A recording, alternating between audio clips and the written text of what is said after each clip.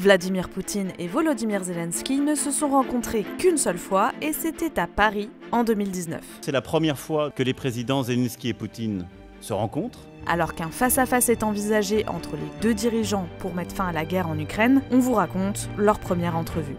On est le 9 décembre 2019 et Volodymyr Zelensky rencontre Vladimir Poutine dans la capitale française. La réunion, organisée par Emmanuel Macron et Angela Merkel, a pour but de discuter de la paix en Ukraine. Car depuis 2014 et l'annexion de la Crimée par la Russie, une guerre civile a lieu dans le Donbass, menée par des séparatistes pro-russes. En 5 ans, 13 000 personnes sont mortes et 1 million ont été déplacées. Zelensky est alors un novice en politique, fraîchement élu au printemps 2019 après une carrière de comédien qui l'a rendu populaire.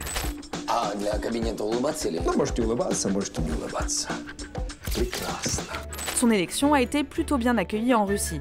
Il a appelé durant sa campagne au dialogue avec Moscou, il parle russe et son manque d'expérience en diplomatie fait espérer au Kremlin des faux pas de sa part face à un Vladimir Poutine rompu aux rapports de force internationaux. Voilà pour le contexte.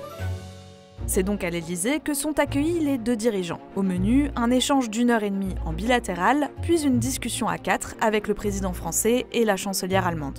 La réunion permet des avancées, comme un échange total de prisonniers dans l'est de l'Ukraine et un retrait des forces et des armements sur certains points de la ligne de front. Mais lors de la conférence de presse, on se rend bien compte qu'ils ont des avis divergents sur la portée de ces engagements. Vladimir Poutine, fidèle à lui-même, se montre le visage fermé et concis dans ses réponses. Satisfait de n'avoir fait aucune concession majeure, il salue un pas important vers une désescalade. Je crois, et je pense que nous sommes d'accord là-dessus, que le travail était utile. Que la Russie va faire tout ce qui en dépend pour que toutes les questions soient résolues et tout le conflit en tant que tel soit finalement terminé. A l'inverse, Volodymyr Zelensky ne cache pas sa déception. Mes collègues m'ont dit que c'était déjà un très bon résultat pour une première rencontre.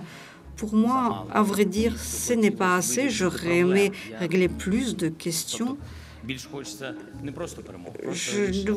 ne cherche pas tellement de victoire, mais je cherche de régler les problèmes. Le président ukrainien insiste aussi sur la nécessité d'avoir des garanties, alors que les accords de Minsk signés en 2015 et prévoyant un cessez-le-feu n'ont pas eu d'effet. Je remarque que les Ukrainiens ont le droit de ne pas croire les promesses et les paroles. Nous avons l'espoir de respect de tous les engagements et nous avons la conscience claire que seuls les faits réels confirmeront ce qui a été dit. De notre côté, nous sommes prêts à remplir nos engagements, mais cette voie est à double direction. Mais il y a bien une chose qui a mis tout le monde d'accord. Le fait que nous soyons aujourd'hui côte à côte à Paris est en soi un résultat important à plusieurs égards. D'abord, nous nous sommes rencontrés. Je pense que c'est déjà le premier pas. Et le fait même que nous ayons réussi à débloquer ce dialogue est déjà en soi très positif. Il est surtout important pour que les parties en conflit se parlent, pour qu'il y ait le dialogue direct.